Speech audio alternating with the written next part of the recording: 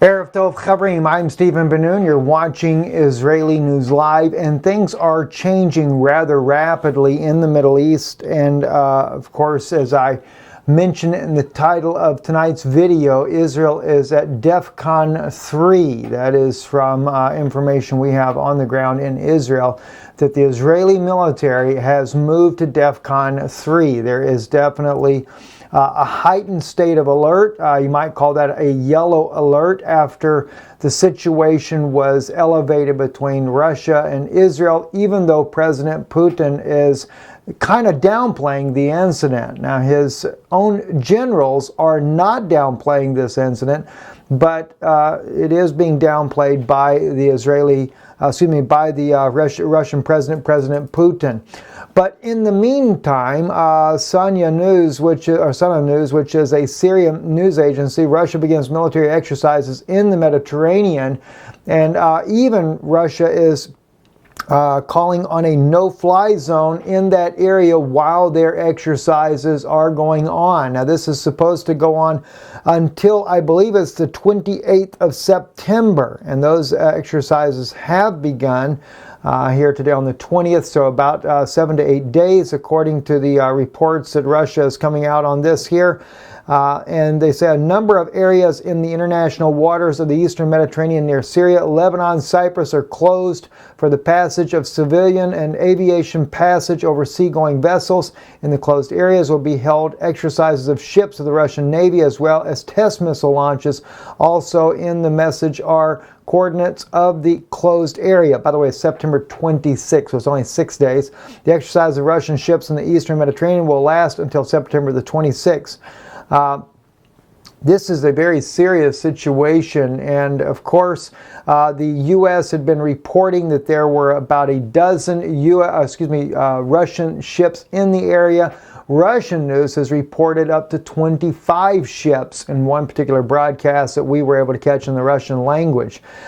This is a very tense situation, even though, as I said, Putin, on second thought, maybe Israel isn't to blame for tragic chance events. Hot Air is reporting about this, and he does seem to be kind of backpedaling a little bit about the incident. Now, the Israeli authorities are saying that their planes were already out of the area when the Syrian S-200 missiles defense system shot down the Russian plane. But then again, the Russians are saying that they shouldn't have shot down their plane unless Israeli planes were present in the area, because the system is designed not to shoot down their own planes. So, very awkward situation. And of course, there are those in the Russian military that are saying that this was a provocative stance in order to bring a world war in the U.S. and their allies into the Syrian confrontation without having the use of chemical weapons as the means to do so.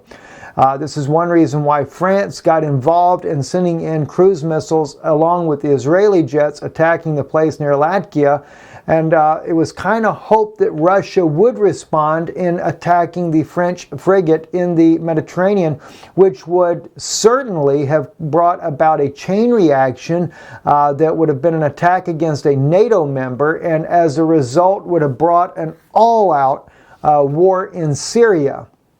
But it's very troubling, and we see this. This is actually brought out by Tyler Durden on Zero Hedge, decoding Putin's response to the attack in Syria. He actually states here, the setup is pretty clear.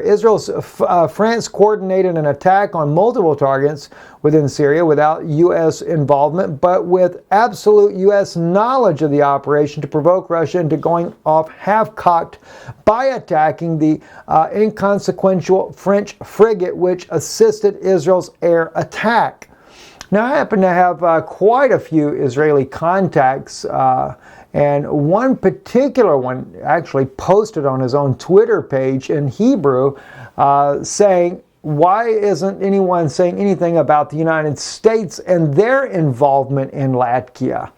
That was provocative, and I actually reached out to the friend of mine there on Twitter that made that comment in the Hebrew language, wanting to try to get a better idea about that. There's something that we're not seeing that the U.S. has, whether it be the knowledge, as is mentioned here on Zero Hedge, or whether or not the U.S. was playing a role in this attack that we are still unclear about. Nonetheless, though, Zero Hedge Tyler Durden is certainly bringing out some information about that. It says any denunciation of a sinister intent by Israeli Defense Forces is hollow because they had not intended to provoke a wider conflict. They would have given Russia more than 1 minute to clear their planes from the area. That would constitute an attack on NATO member state and require a response from NATO, thereby getting the exact escalation needed to continue the war in Syria indefinitely and touch off World War III. Well, you know, it's still not over as of yet, as the saying goes, and, you know, the lady hasn't sung as of yet. And in this particular film right here, the Turkish military is moving a massive convoy into northern Syria, a place where the Syrian Defense Forces are located at, and that is forces backed by, let me go back to the actual footage here, but it states here that on September the 20th, which is today, the Turkish military deployed hundreds of armored vehicles, battle tanks, and trucks on the border with the northern Syrian town of Tel Abyad, which is under control of the U.S.-backed Syrian Democratic Forces, according to the Hawar news agency. It seems like they're getting ready for an invasion and to totally bring down Bashar al-Assad as president of Syria. But this is not the only front that we're dealing with.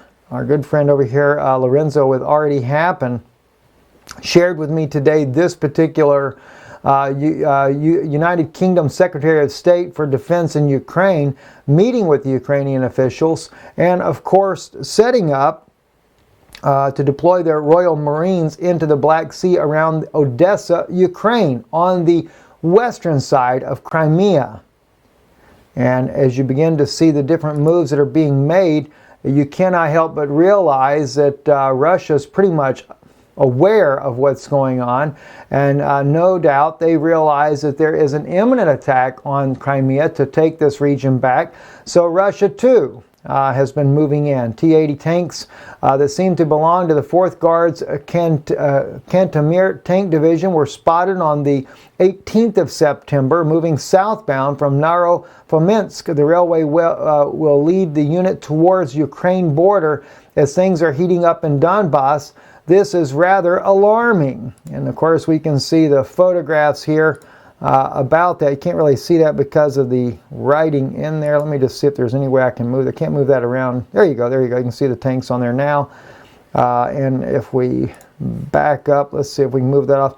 Not very good imagery on that, but maybe you guys can see that here and there, the T-80 tanks that are being moved from Russia to the Ukrainian border. So this is where we're at there. Then we also have, and this is back from actually in about 6 days ago, the article here on strategic culture. Ukraine hosts U.S. military to be permanently stationed on its soil as the Navy Seabees, which is the construction arm of the United States Navy, begins to break soil in Ukraine to set up a military base there. And if I'm not mistaken, that's to the east of, well, actually, let's just see what they say. United States Naval Construction Battalions, better known as the Seabees.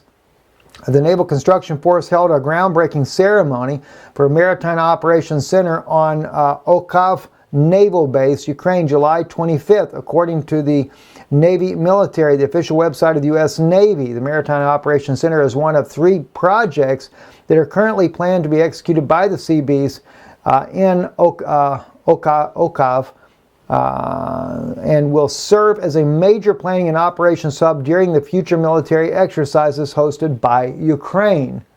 So we're constantly seeing buildups and movements of tanks and troops in the area around Crimea. As we already know, the Crimean Navy was making over there in the Sea of Azov, which is right here in this area here, building up their naval forces in there, which would allow them also for an attack on the eastern side of Crimea. And of course, cutting that bridge that the Russians have built would also stop the supply line. I think we're coming to a major confrontation in a very real and provocative time coming up. This is, of course, also a little bit older, several days ago. Flight path U.S. high-altitude drone near Crimea revealed by tracking website. And, of course, this RQ-4 Global Hawk cruised over war-torn eastern Ukraine before coming within 40 kilometers of the Crimean coast. Plane radar website was able to pick that up. And it just shows that there is a major move underway for a very realistic global war. And, you know, sometimes people say, when you bring out these types of events, that's just warmongering and nothing ever happens. Well, that's really our hope and desire, is that if we can reveal enough information that's going on, that maybe cooler heads will prevail. Doesn't always work out that way, but that is our desire, is to see cooler heads prevail. So the more we can make things known to the public where people can try to influence what the governments are doing, then maybe something would change, just like in the case of Syria, and trying to expose all the false flags that have been happening there, to where the general public can really wake up to what's going on in Syria and realize all of our nations are just looking for a reason to have a war. And when people begin to wake up, it makes it a bit harder for governments to carry out such unlawful acts against countries that are democratically elected. I'm Stephen Ben-Nun. You're watching Israeli News Live. In a world of Ein Shalom, there is no peace. We'll be doing another broadcast tomorrow, and I am going to go back into this issue that I was discussing on our live broadcast yesterday. I apologize. We ended up having to remove the broadcast. For some reason we were hearing that the audio was just really, really a bad quality. I thought we had our speaker system on that, but undoubtedly not. So hopefully the quality this evening is much better, and we don't have to do that on this broadcast here. But I will go back into some of those issues there, because in yesterday's broadcast we were talking about the evidence that in the video that Russia had shared, that Israel was arming the jihadists, Al-Qaeda now, Nusra militants across their border, not just the light arms as the Jerusalem Post reported that was given to them by the IDF, but also Russian news is showing the missiles, medical equipment and missiles that were being supplied to this terrorist organization. And it's very troubling to see that Israel would actually be willing to arm jihadists that behead children. But after all, what can we expect? We know that a New World Order will also promote a Noahide law, which, if you've ever noticed, the Noahide law doesn't include the Sabbath. What kind of law is that? Well, it's a Talmudic law. But it does have, and includes in the Noahide law, is the beheading of Christians, by the way. So I suppose if Al-Qaeda and Al-Nusra are pretty good at beheading even children, maybe they serve a purpose for a New World Order. Definitely is not a place in a world that I would want to be in. I'm Stephen Ben-Nun. Pray for Israel. Pray for the peace of Jerusalem. That's really what the Bible says. It doesn't say pray for Israel. It says pray for the peace of Jerusalem. And that is actually for the coming of the Mashiach, the Messiah. And yes, I know somebody did make a comment. They said, Steve, he doesn't come and bring peace. He comes with war. Well, it does say in the scripture that vengeance is mine, saith the Lord. But he comes to set up a millennial reign of peace. And this is what I'm getting at. Then, of course, when its vengeance belongs to him, that didn't mean that he give us the right to go out and kill all of our neighbors.